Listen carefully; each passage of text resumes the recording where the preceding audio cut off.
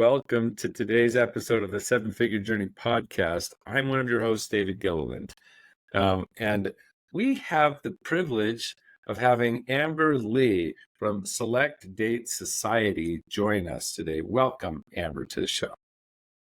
Hi, David. Thanks for having me. We love talking with entrepreneurs. It's like every business has its own story and how it gets started. How did you get started? Where did this come from?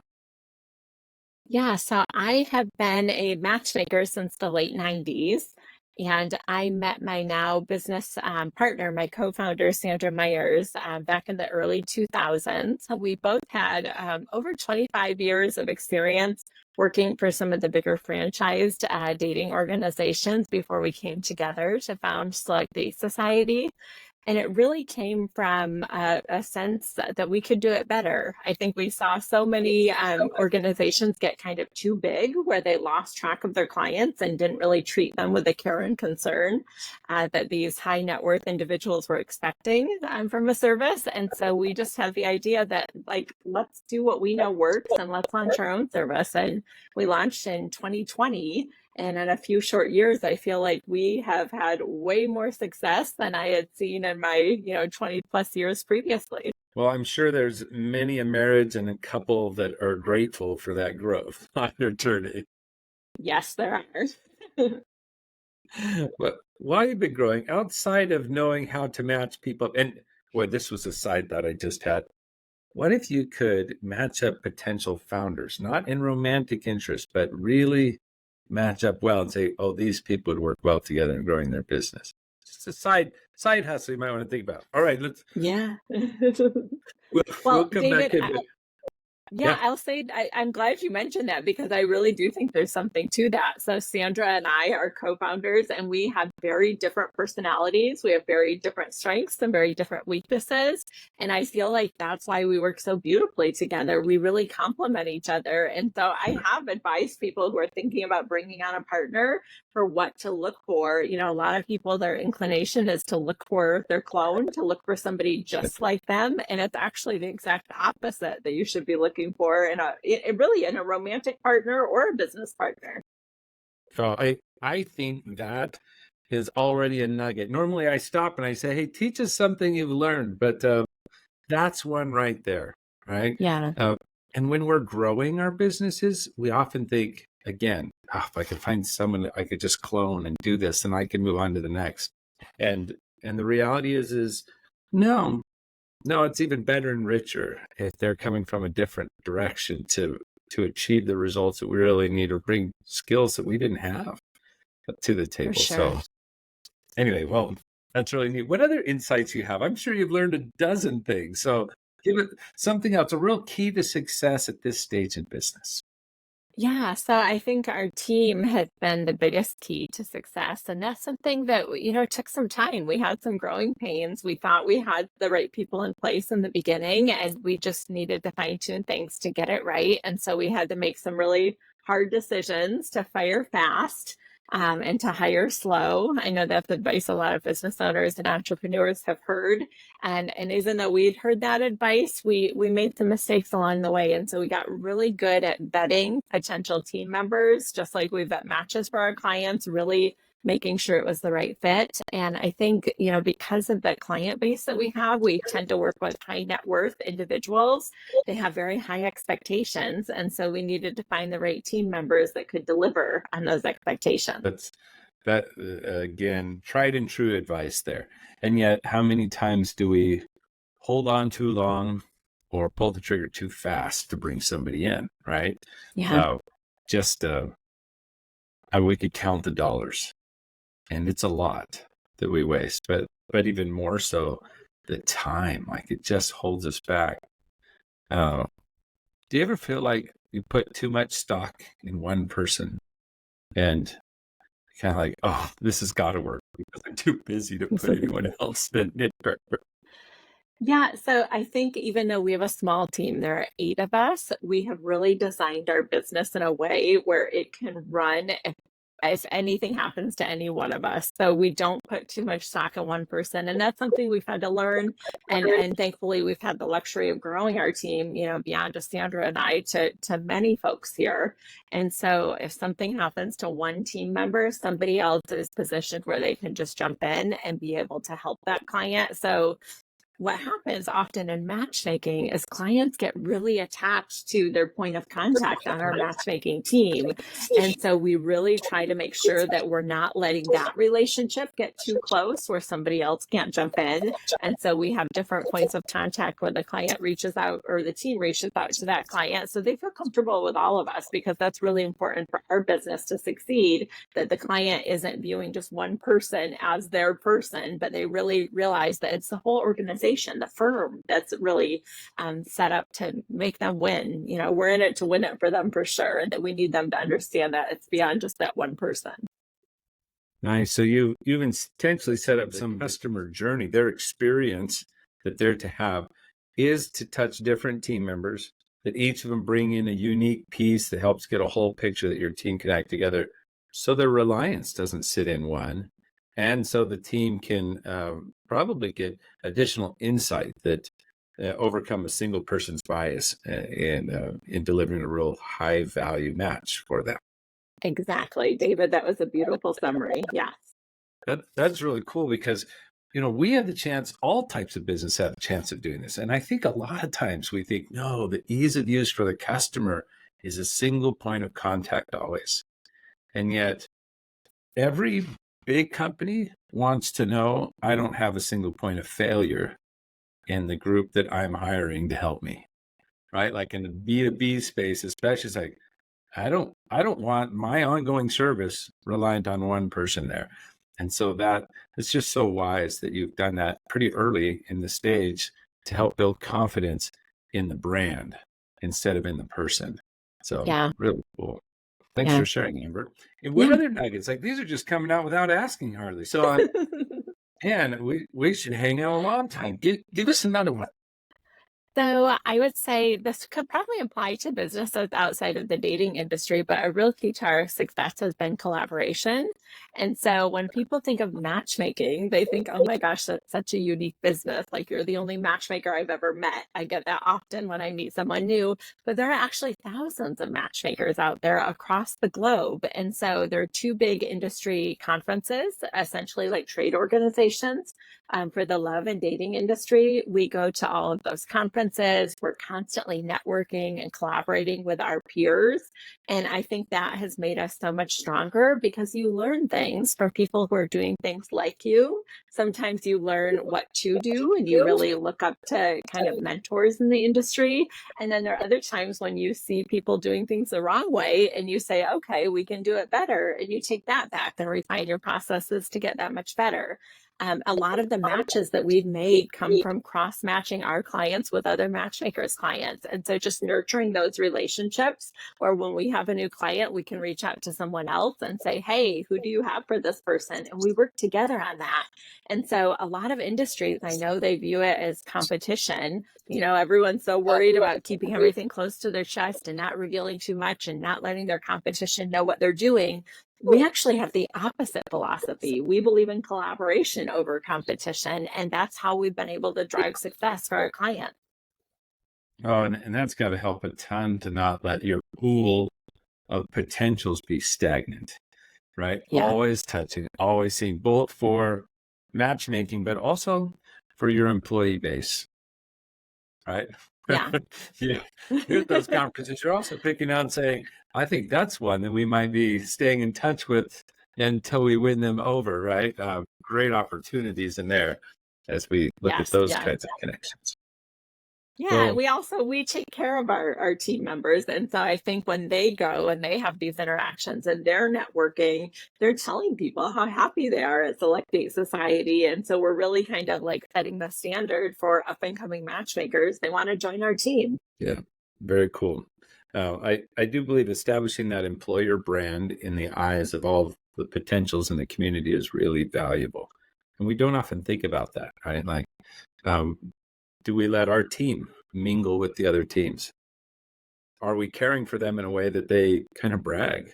when they're out there and about with people instead of bag on Yeah, us, right?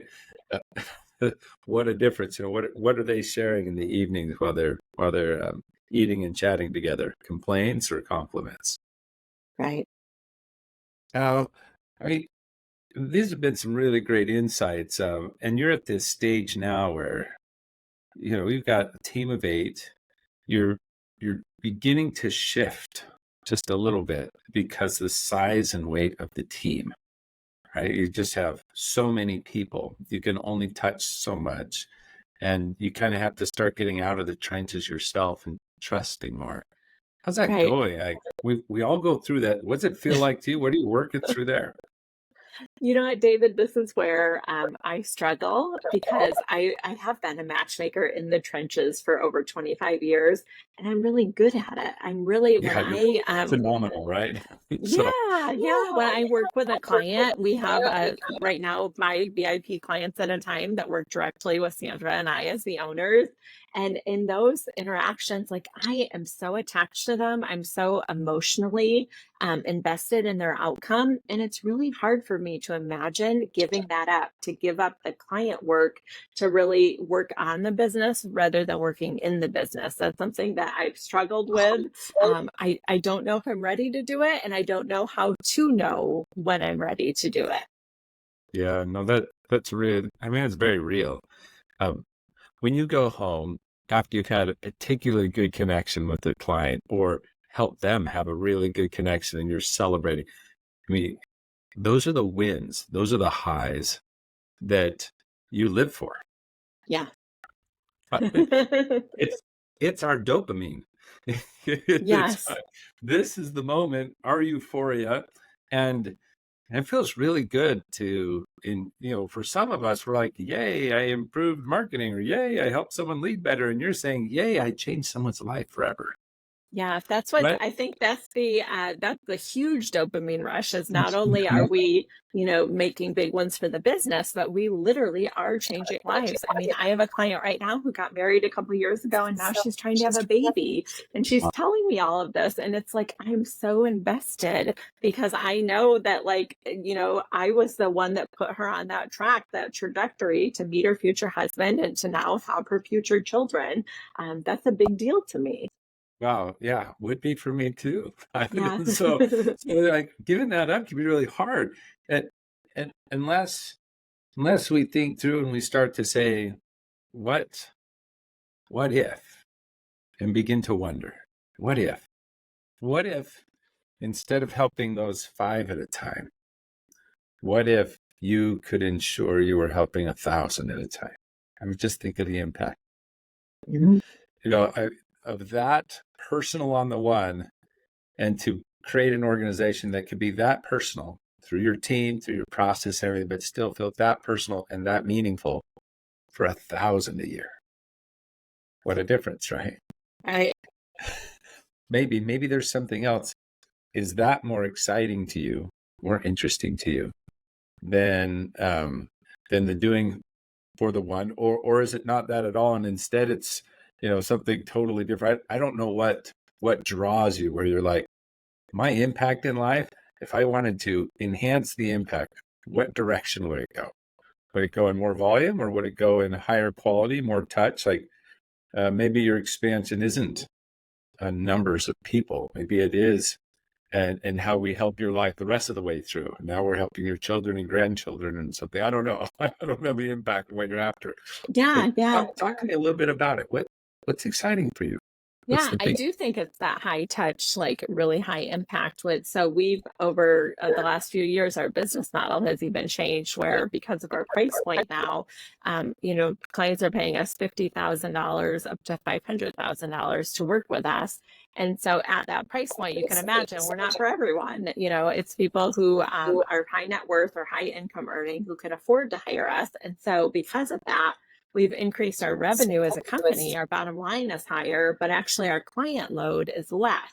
And so because we have less clients, we're able to really nurture them and take care of them and find more success for them. And so I think that's, kind of what I think about in making a big impact. I think about maybe it's not touching a ton of lives, as many lives, maybe not thousands, but it's going deeper with the people that we are impacting. And so when we get them into relationships, I think about giving them the tools to make sure that relationship lasts, that they are equipped to sustain it over the long haul. Because I think, I believe that a lot of people get in their own way. They think everything should be perfect and easy, and they give up too soon on themselves and on their partner. And so, yeah, I think about how we could even dive deeper with these clients and really create relationships that are sustainable for 20, 30, 40 years. Beautiful. So you could have a maintenance package in essence, where and beyond maintenance, we'll call it a building package, Yeah. where where you take Gottman's Magic 6 and you help build it into their rhythm, right? Yes.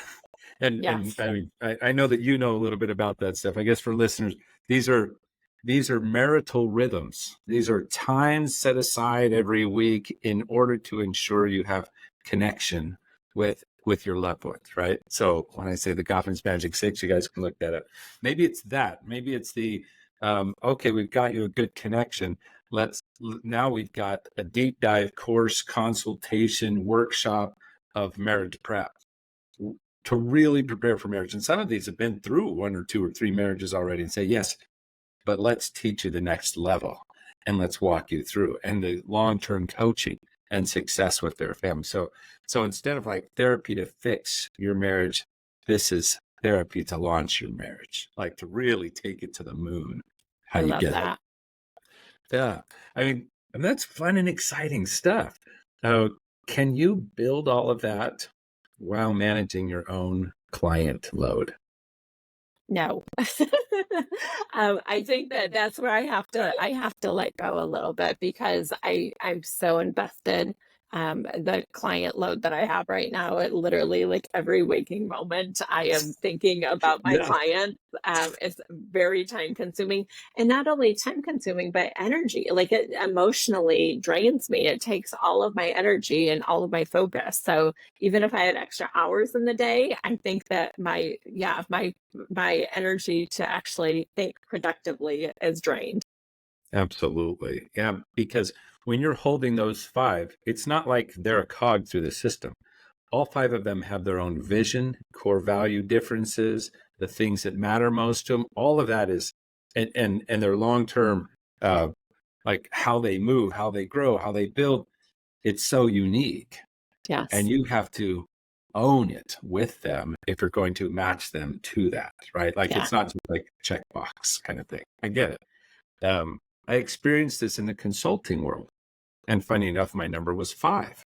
I could do five high touches, Uh-huh. and I could get in deep with that, and I could get in deep with their teams, and I could understand them. But after five, I couldn't hold it in my mind and heart. I could have it written on paper, but it wasn't the same. Right. Um, and I had to shift if I wanted to have the impact we wanted to have, which was a little different. You know, great value to those five, but seeing the impact that I was having in their lives and in their employees' lives and in their business, I wanted to see, could we impact more, right? And yours, could we impact longer and deeper, right? That Mhm. would be your drive. So I think the first start is have a why big enough to pull me away, to say it's worth the sacrifice, to let go of my current dopamine, Right. right? Or maybe wean ourselves off of it. Maybe we do a little at a time. Some go cold turkey and others, we're going to just lessen it until we get out there. But a large enough why, large enough vision of we could really do this. Instead of just making a match, we could increase the probability of that match transforming lives for years to come. And that in the positive, right? That's what Right, right. we want to do. So, I mean, that's exciting. So, first little piece if I was to share was let's get that vision so crystal clear and feeling that purpose. So, think vision, think purpose. What's the impact that I Yeah. really, really want? And let's articulate it toward the entire team like, oh, yeah, that's what we want. That's cool. And I'm willing to sacrifice for that, whatever time, energy, money, even my current dopamine fix, even Yeah. time. Am I willing to sacrifice for it? Then the second thing in that vision again is who we will be through it, just to make sure you keep the right people. It sounds like you've been doing that with your team. But then what's the mission, the goal that we could measure and say, well, we really did it. So let's put out a little marker and say, okay, 5 years from now, we're going to do everything we can. In fact, we're going to go and hit this. 5 years from now, 95% of everyone we've matched are together and happier than they were before.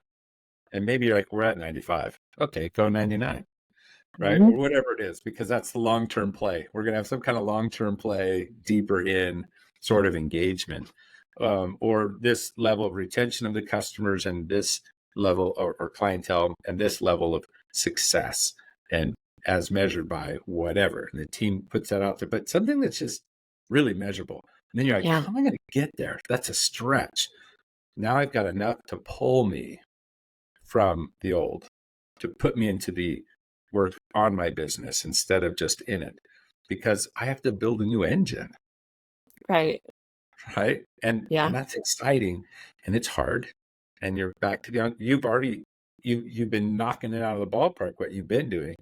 Now you're gonna have to do more hard, Mhm. more reinvent, right? And you're going to become like the best marriage educators, coaches, move along. We're going to call marriage success coaches, right? You're going to have these people that are like, we've matched you and we're invested in you for your life. Yeah. That's what we're doing. That's exciting. Yeah. Right? Yeah. So do you have that vision built already? I feel like I'm halfway there. Okay. I mean, this conversation is helpful. Yeah, I feel like you know what's exciting is when you're in the beginning stages of building something new, there's just so many possibilities. And so you think of all the different directions it could go. Yeah. Yeah, you do. And that's fun and it's exciting.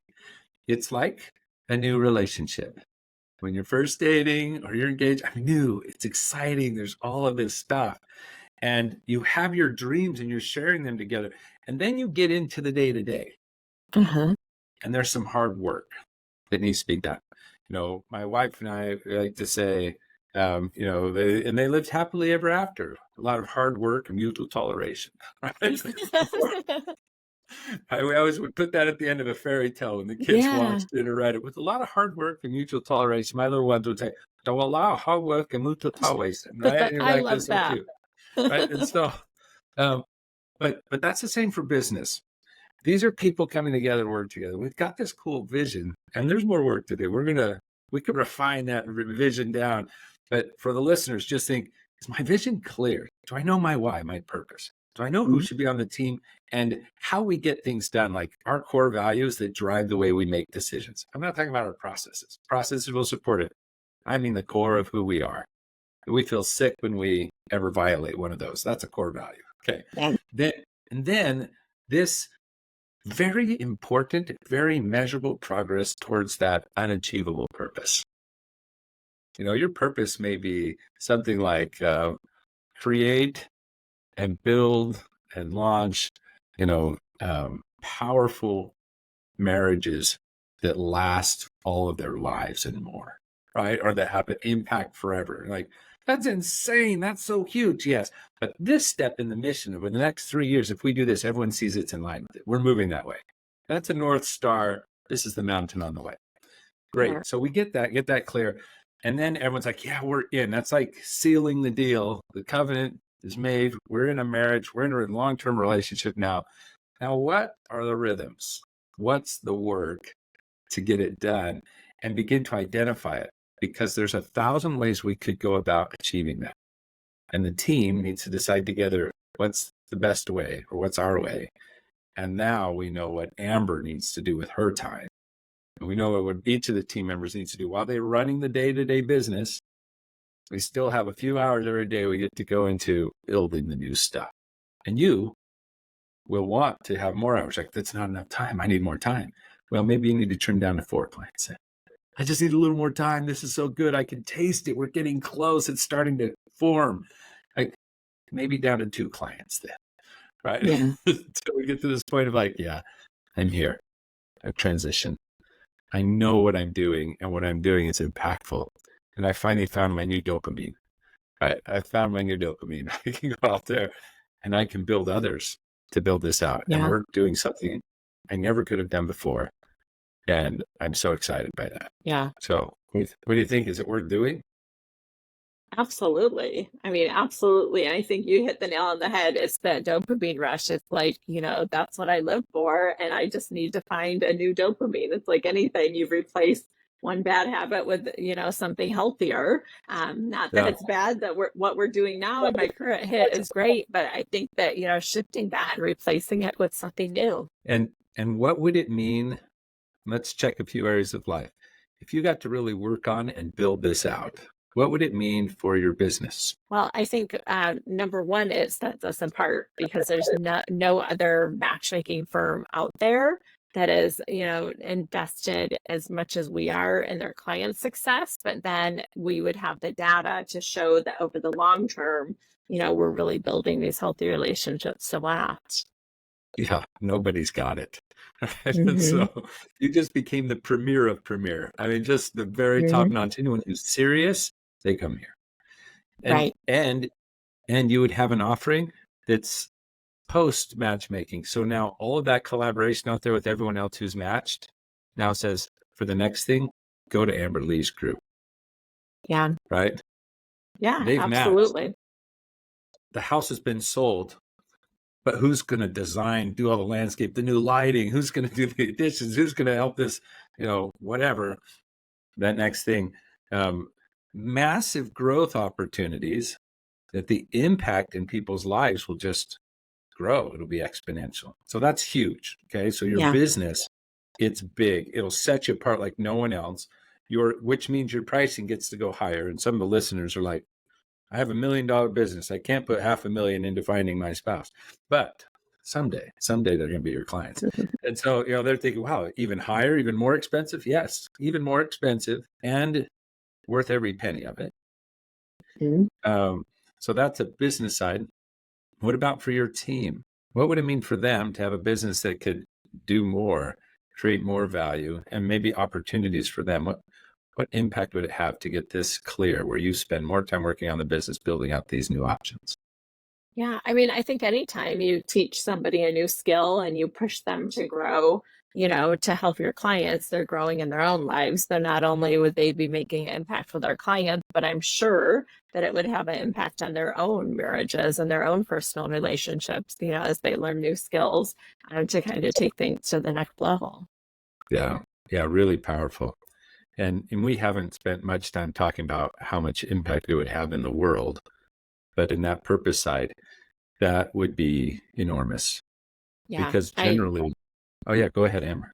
Yeah, I was just thinking, I just spoke at a conference last week and I ended my talk with a quote from Tom Brokaw.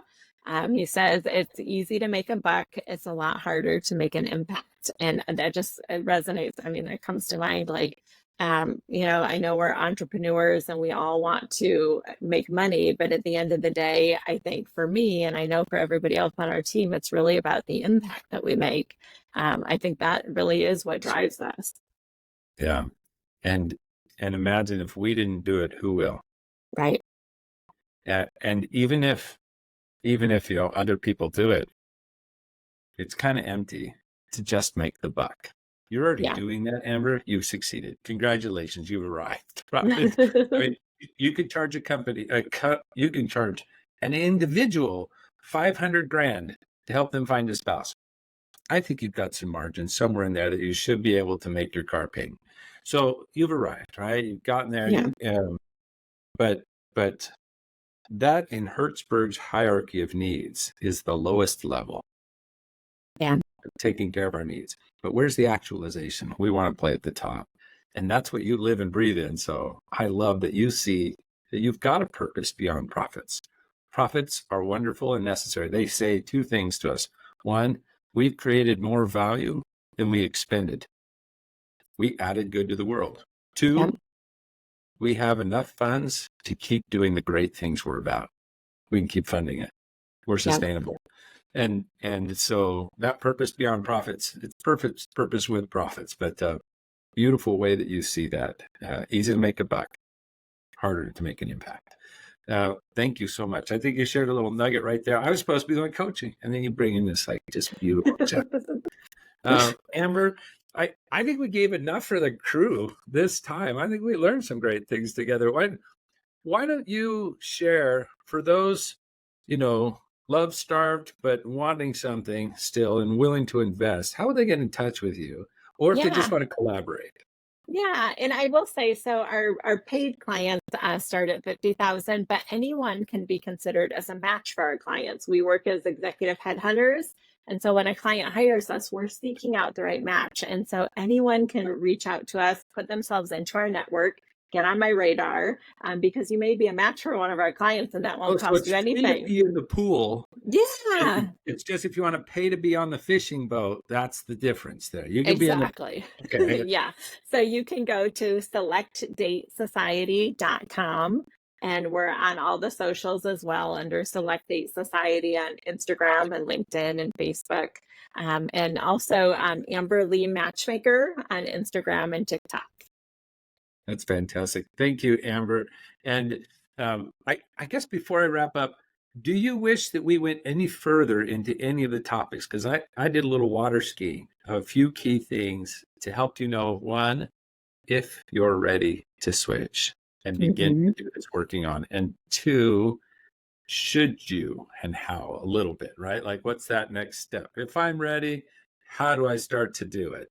Um, and there's a lot more in any of them. Did you have specific things that you want to dive into right now, or we can leave it be and we'll end the show for the people and they can all wonder. I wonder what's next. Yeah, I mean, I think we've scratched the surface. I think I would need to get really clear on what that impact would be, like what we want that to look like. And then we could go 7, 10, 20 layers deep on that to see how we get there.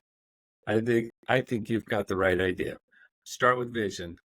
And then from there, we can begin to build out process or systems or direction and know steps to take in order to get there.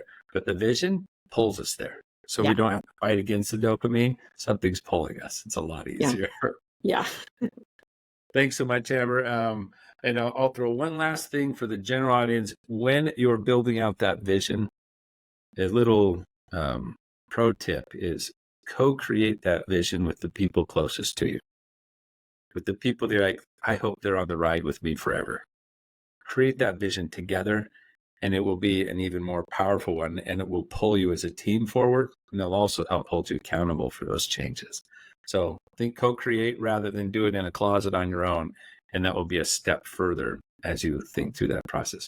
Well, that wraps up today's episode of the Seven Figure Journey podcast, where we kind of explore the ins and outs of the seven-figure journey. Thanks again, Amber. Really had a great time talking with you.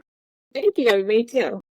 And for all of you listeners out there, do whatever is necessary, like, share, blah, blah, blah, whatever, to get it to other seven-figure business owners so they too can learn and engage with us in this growth. And keep striving, keep growing, keep learning, keep caring.